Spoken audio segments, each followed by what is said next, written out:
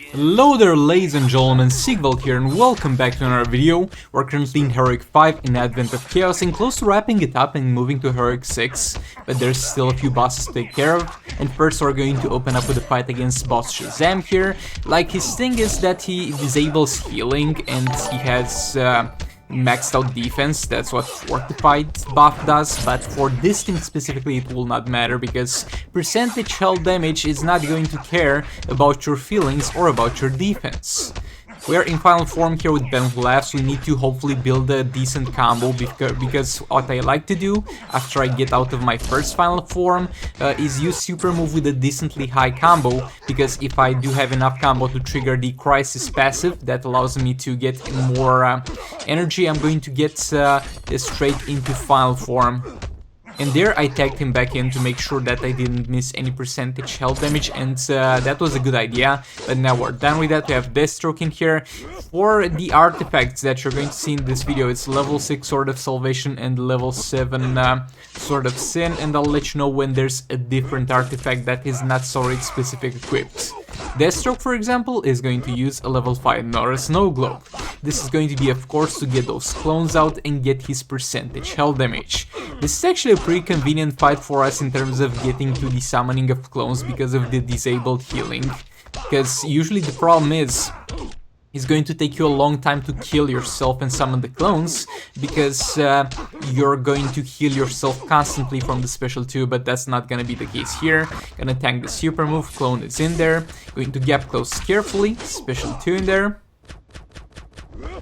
Yet again, gonna back off a bit, and boy, what was that? What was that? After you block the enemy swipe right, there should be a window of opportunity in which you can re-engage your combo, but there was no window of opportunity there. That man was literally blocking while swiping to an extent. Gonna carefully approach him, another special 2 in there. Gonna back off a bit. And yet again, zero window of opportunity gets the second clone killed.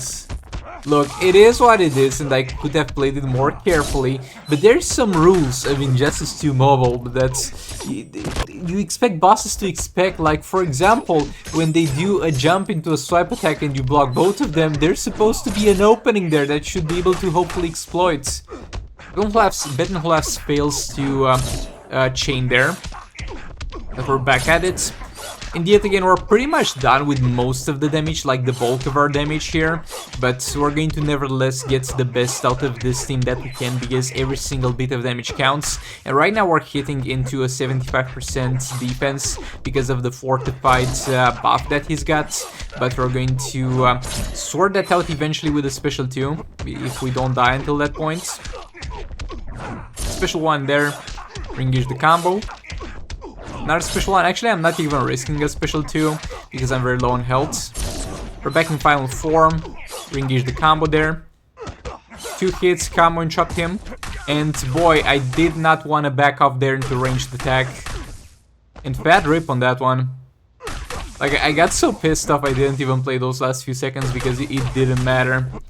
I'm going to try to do something in the next days. I've heard that a lot of the bugs might be caused because of a high graphics settings, and I might be able to change that somehow and maybe get it fixed. But nevertheless, it went reasonably well for that fight, except for the annoyance at the end. Now moving on to the next one, I have Brainiac here with Mr. Freeze, and this is the last time I'm using Brainiac with Mr. Freeze. Not because it underperforms, but because it yet again triggers a pretty annoying bug that we're going to get into. So yeah, we have Bettenclavz Mr. Freeze at level 8 and the previously mentioned Advent of Chaos artifacts for the passive stats. Special 1 there, Mr. Freeze jump attack. That's going to be 2.3 mil damage. It's good for starters. It's going to ramp up significantly throughout this fight. We're going to block there into Brainiac tag in. Special 1, that's going to break the freeze, but that's fine because he's gonna get frozen again by the time we need to tag back in. Another jump attack. Special 2. Also, an interesting thing is that the freezing stops if the special 2 is kind of constantly active, but it drains pretty quickly if the special 2 is not constantly active over there. So you need to make sure that that's active at all times. Brainiac back in there, back for special 1. Right now we're not really just sitting with Mr. Freeze in there and observing the damage. We are constantly tagging Brainiac because we need to keep stacking lethal and we need to keep stacking the Mr. Freeze passive. That goes all the way up to 30 seconds and that's actually stacked up. We have Classic Wonder Woman for additional crit damage, which goes very well with Mr. Freeze. Jump attack in there, special 2. Jump attack, and we're looking for like 9 mil values because we saw that at one point, but he seems to not really feel like critting, and Brainiac gets blocked there, but that's fine, he still got frozen. And that second special one was actually a mistake, shouldn't have done that, should have just tagged in Mr. Freeze because there was no freeze area to freeze him at that point. But he's frozen again, Brainiac back in there, special 1, we saw the 12 mil, so that's a good amount over there. And we're going to get into the bug territory. This seems to happen not every single time, but a lot of times when I use Brainiac plus Mr. Freeze. In the last minute, it randomly happens that my Ingest 2 mobile literally freezes and I literally can't do anything. Like you see me sitting here, this is not by choice. I can't do anything, I can't press anything, the commands are unresponsive, I can't even pause the game, and it only happens with Mr. Freeze Brainiac. And yeah, it's literally going to be stuck on timeout, but thankfully the damage at the very least registers, or at the very least how much we were able to do until that point. But yeah, moving on to the next one, we have Dr. Fate, Kim-Flan Sakumen against Enchantress. We have Nora Snowglobe on Kim-Flan Sakumen, and we're going to do our best to get as many percentage health damages out of the way. It's going to be a little bit of a problem, because it's still worth using, don't get me wrong, because as long as we get one of them out of the way, it's still going to be most likely more additional damage than if Kim-Flan Sakumen was in there without Nora Snowglobe trying to have a damage dealing artifact, because it's gonna be in terms of above 100 mil additional damage, and that's definitely worth it. But it's not going to be optimal, because every single special that Enchantress has, or not every single, but she has a special to hit you in every point. With some bosses there is some places you can go, like back off from them, be mid-distance from them, or try to stick close to them, where they will not use any specials on you if you're at that specific point. And yeah, here I failed to use a special trade there, or no, actually I'm letting her try to kill me. Here to trigger the clones. But yeah, she has no weak point, she has no point where she won't trigger a special, no matter where exactly you are on the map right at that point.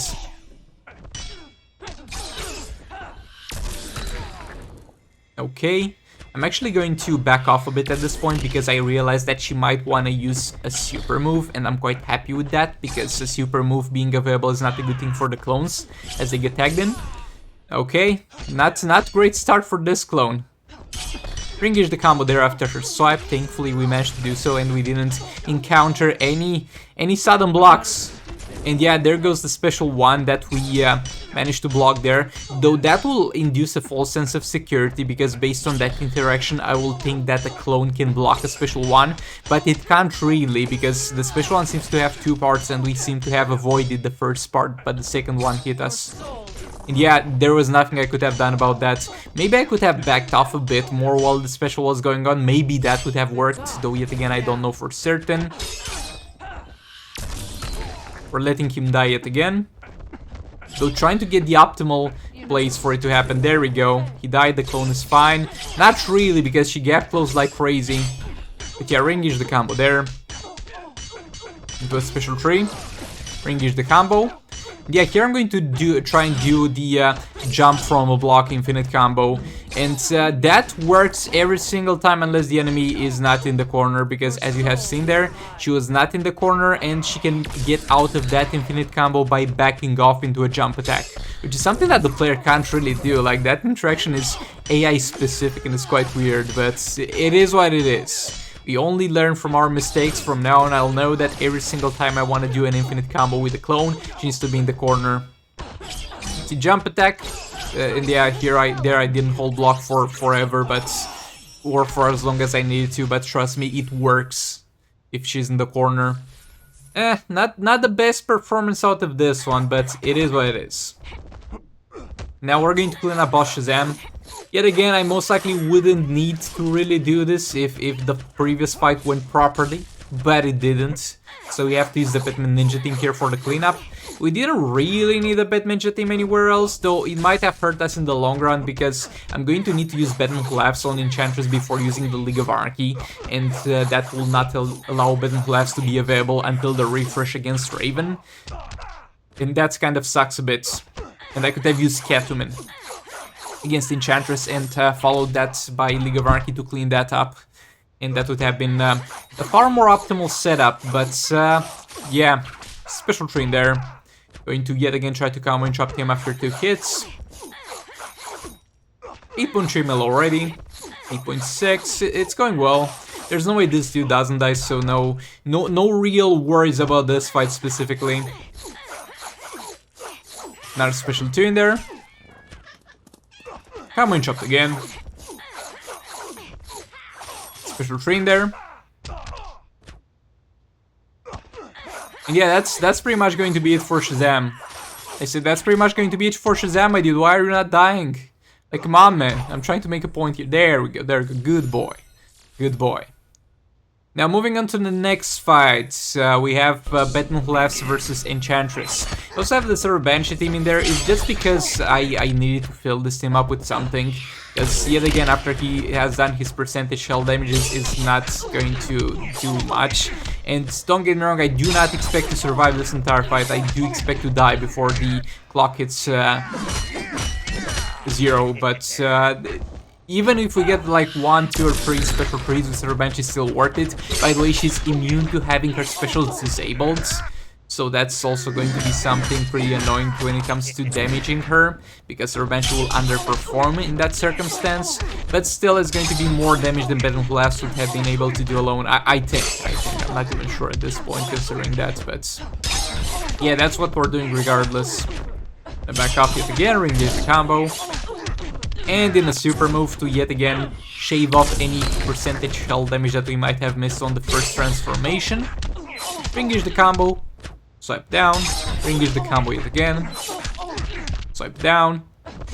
Yeah, that's going to be about it for the percentage shell damage. Now with Server Banshee, I did not really know that she was immune to having her specials disabled, but that doesn't really change much, and I would have most likely still used the same thing. Or for the most part, maybe.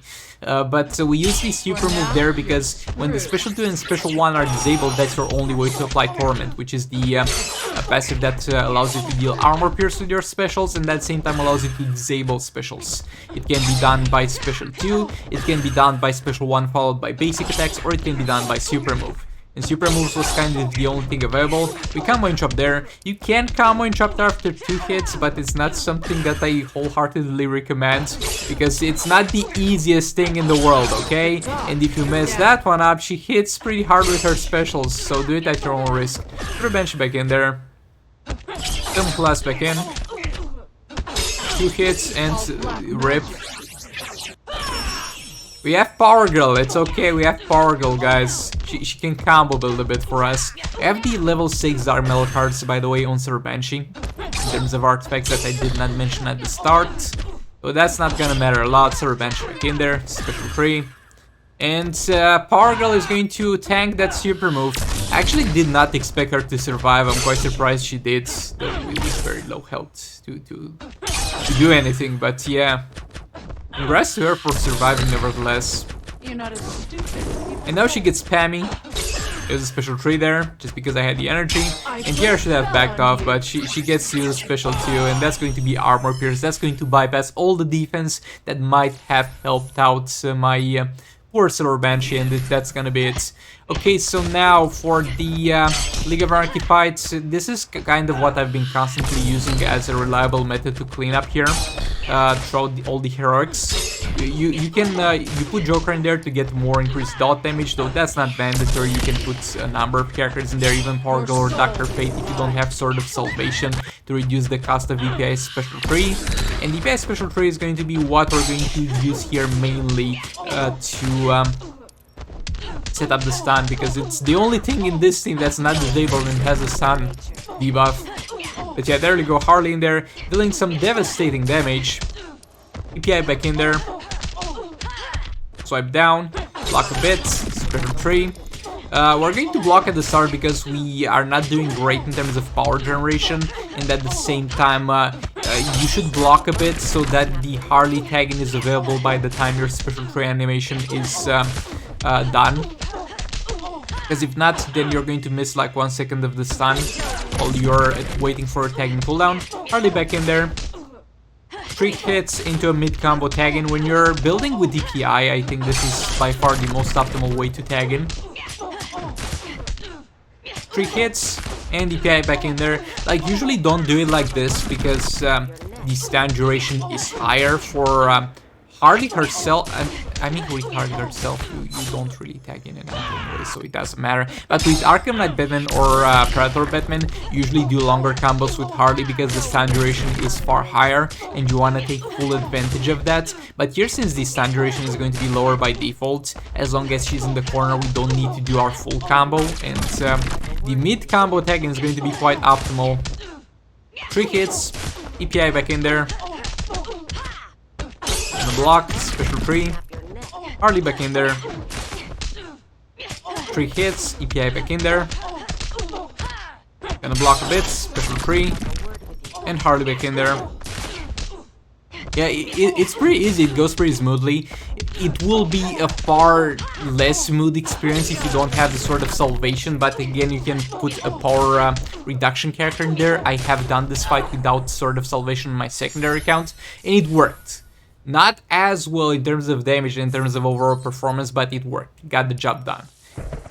Now, for the Black Adam fight. So this dude is the easiest fight in the world as long as he doesn't kill you, but killing you is something that he's very good at because he's got the Berserk ability on top of having very high base damage. Look at that, Raven. That Raven is tanky, my dude. She lost like 20% health from a jump into a hit that were blocked while he had no power. Imagine when he has full power. Oh boy, this is not going great so far. But yeah, something that they fixed about this dude, like they randomly fixed it, I'm pretty sure they didn't even put it in the patch notes, or they did, but I missed it. They fixed the stun duration on this dude, so this dude had a bug where the stun duration on him was halved. Nobody cared. See, the bug was, as far as I remember, since release, but nobody cared until he was a boss, and everybody kind of cared. But nobody was expecting that to get fixed, but it got fixed, so now he's going to get a full stun duration. So as long as you don't die, the League of Anarchy Raven or normal League of Anarchy will beat the crap out of him and deal some huge amounts of damage. Yeah, that's about it for Black Adam. Yet again, he's the easiest boss in the game as long as you don't die, but that's quite the hard part, isn't it? Okay, so yeah, this is just going to be a cleanup fight, but yeah, thanks so much for watching. If you enjoyed the video, make sure to leave a like, dislike if you dislike, and subscribe for more content like this. And all that being said, I'll see you all in the next one. Goodbye. This is the future.